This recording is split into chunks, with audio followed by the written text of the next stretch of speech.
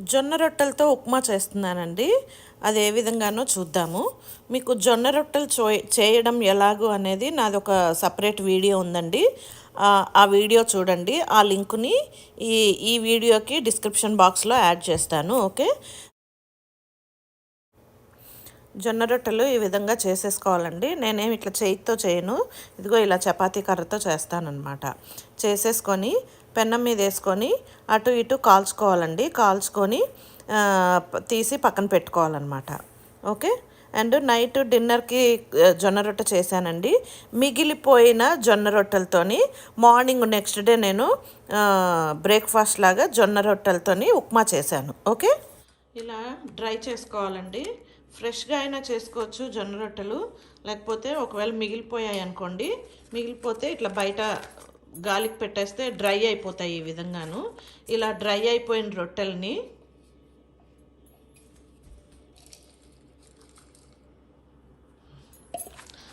ఇలా ముక్కలు ముక్కల్లాగా చేసుకొని, ఇదిగోండి నేను ఫుడ్ ప్రాసెసర్లో వేస్తున్నాను. మిక్సీకి కూడా వేసుకోవచ్చండి. మిక్సీకి వేసుకొని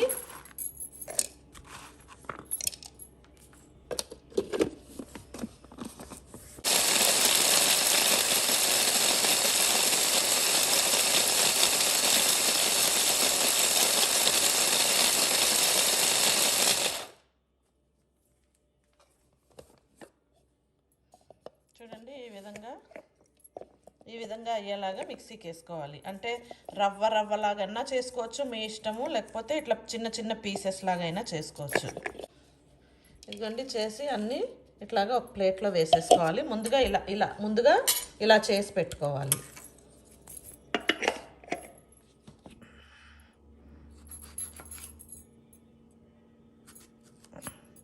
అంటే ముందుగానే ఇదిగోండి ఇది టమాటో ఉల్లిపాయ కట్ చేసి పెట్టుకోవాలి. ఉప్మాకి వేసినట్టుగా. ఇంకా రొట్టె ఉప్మా కదా, మనం ఉప్మా ఎలా చేస్తాం రవ్వతోని, ఇంకా ఆ విధంగానే అన్నీ చేసుకోవాలన్నమాట. ఓన్లీ థింగ్ ఏంటంటే ఉప్మాకి పచ్చిమిరపకాయలు కట్ చేసేస్తాం కదా, దీనికి మాత్రం నేను మిక్సీకి వేసుకున్నాను.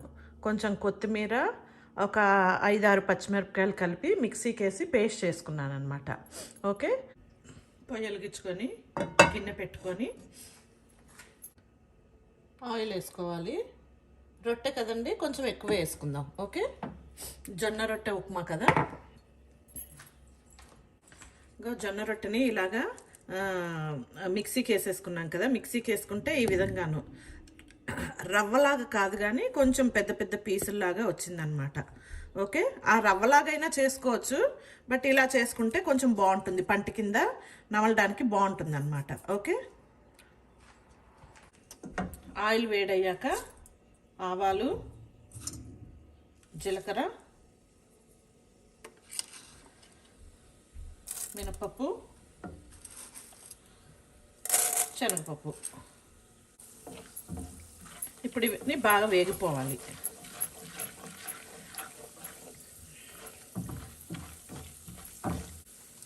దీంట్లోకే కరివేపాకు కూడానండి.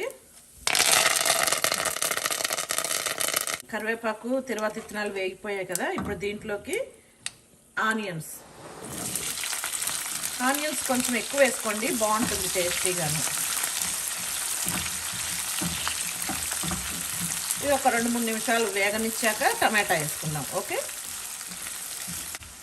వేగిపోయిందండి. ఇప్పుడు నేను ఇందాక మిక్సీకి వేసుకున్న పచ్చిమిరపకాయల కారం వేసేసుకుంటున్నాను. వేసి ఇది కూడా ఒక 2 నిమిషాలు వేయించుకుందాం, పచ్చివాసన పోయే వరకు. దీంట్లోకి ఉప్పు కూడా వేసుకుందామండి. దీంట్లోకే పసుపు కూడా వేసేసుకుందాం.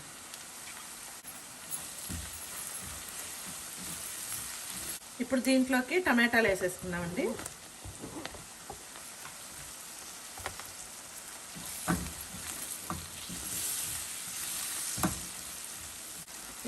ఇప్పుడు ఉల్లిపాయలు టమాటాలు ఉడికిపోయాయండి. దీంట్లోకి ఈ రొట్టెలు మనం మిక్సీకి వేసుకున్న పౌడర్ ఉంది కదా, అది వేసేద్దాం. ఇప్పుడు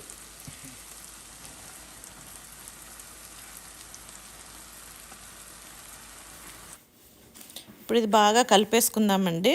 అండ్ మీకు డ్రైగా అనిపిస్తే మాత్రం కొంచెంగా నీళ్లు చిలకరించుకోవాలండి. ఇట్లా గ్లాసులు గ్లాసులు ఉప్మాకి వేసినట్టు పోసేయకండి. ఓకే, కొంచెంగా చిలకరించుకోవాలి. నా దానికేమో అవసరం లేదనిపిస్తుంది, బట్ చూసి నేను చిలకరించుకుంటాను. ఓకే,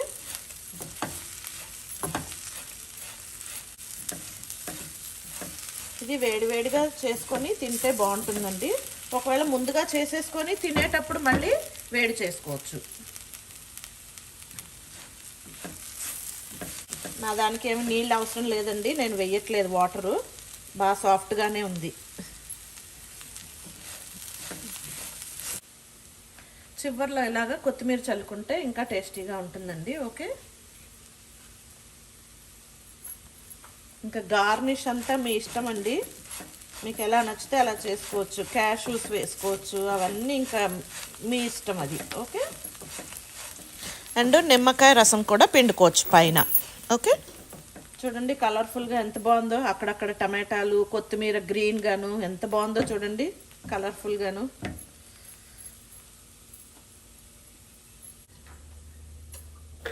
అంతే, జొన్న రొట్టెల ఉప్మా రెడీ. మీరు కూడా చేసుకొని ఎంజాయ్ చేయండి. Okay, thank you.